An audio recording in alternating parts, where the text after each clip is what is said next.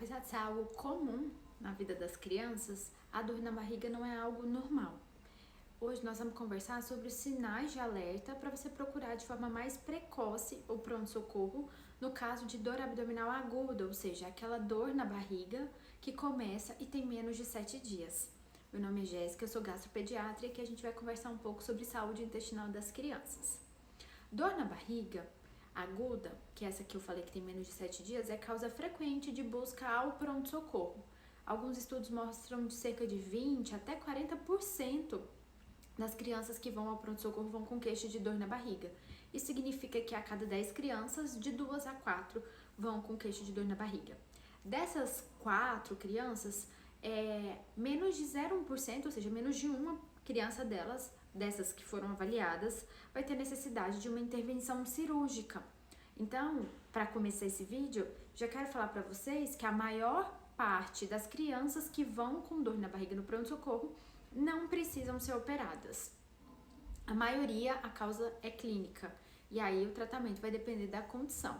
Mas mais do que ficar falando causa por causa aqui, o que eu preciso que os pais, os familiares se atentem são aos sinais de alerta. Então, nós vamos já fazer a listinha deles aqui para vocês salvarem. Primeira coisa, dor abdominal que acorda a criança à noite. A criança dormiu e acordou chorando de dor. É uma dor que chama atenção. Dor abdominal que só está piorando. Você dá o remédio, melhora um pouco, mas logo depois piora. Ou que não passa, ou que está aumentando a intensidade. Dor na barriga que faz com que a criança não faça as atividades dela. Ela não quer brincar, ela não quer fazer nada. Ela quer ficar deitada, quieta na dela e nada melhora. Dor abdominal que tem diarreia acompanhada com sangue nas fezes.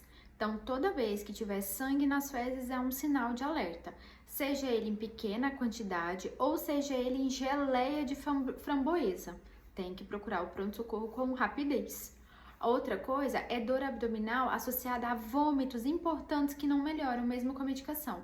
A criança tem dor e vomita e nada passa e às vezes nem o remédio fica na barriga. Dor abdominal onde a criança parou de fazer cocô e parou de soltar pum, principalmente se ela tem histórico de cirurgia na barriga.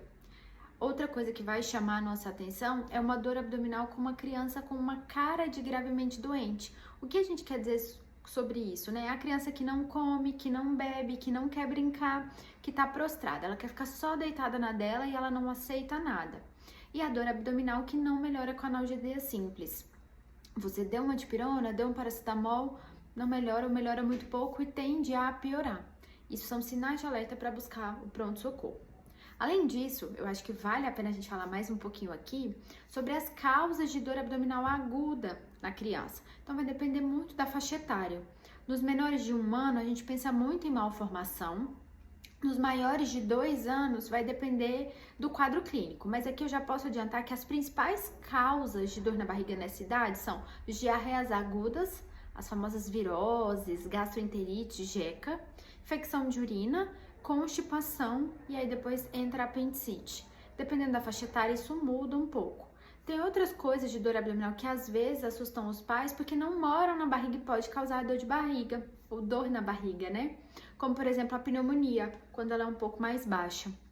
Mas não é uma dor isolada. Geralmente a criança tem tosse, coriza, falta de ar, alteração no exame físico e isso ajuda a gente a ter essas pistas. Outra coisa que a gente precisa falar também de dor na barriga, né? É um pouquinho sobre a apendicite. Então, a apendicite é a principal causa de dor abdominal, dor na barriga, que precisa de correção cirúrgica. Ela começa ali em volta do umbigo e depois tende a ir para o lado direito ali da criança, localizando. Geralmente ela pode ter febre, náusea, vômito e ela vai piorando ao longo dos dias. Então, às vezes, a criança tem a primeira avaliação e precisa ser reavaliada novamente, porque lá naquela primeira avaliação o diagnóstico não sai, porque às vezes no comecinho é mais difícil mesmo fechar o diagnóstico. E aqui eu falo outro sinal de alerta para vocês, a dor abdominal que não melhora depois de 48 horas. Então, essa criança foi avaliada, recebeu a medicação, o médico provavelmente vai orientar os pais que se não melhorar, você volte. Então, dor abdominal que não melhora ou que está piorando, você volta após 48 horas. Às vezes, ali naquele segundo momento, o diagnóstico vai sair. Então, mais do que tentar procurar a causa da dor abdominal, os pais têm que se atentar aos sinais de alerta para procurar precoce o tratamento caso a criança tenha. Outra coisa que é importante falar é que crianças que têm comorbidades também precisam de uma atenção especial, como por exemplo os cardiopatas, os nefropatas, que é quem tem doença no rim, as crianças que têm doença oncológica do tipo leucemia, quem toma corticoide em dose muito alta, né, em doses altíssimas, são crianças que vão de forma mais cedo ao pronto-socorro.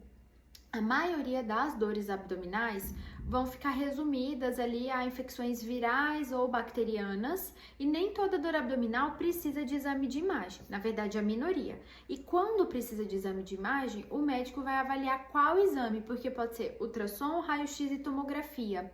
E nem sempre, às vezes a família pensa que a tomografia seria o melhor exame já na entrada. Nem sempre. Às vezes um raio-x é suficiente, às vezes o ultrassom é suficiente e dependendo da avaliação do médico, às vezes é necessário uma tomografia.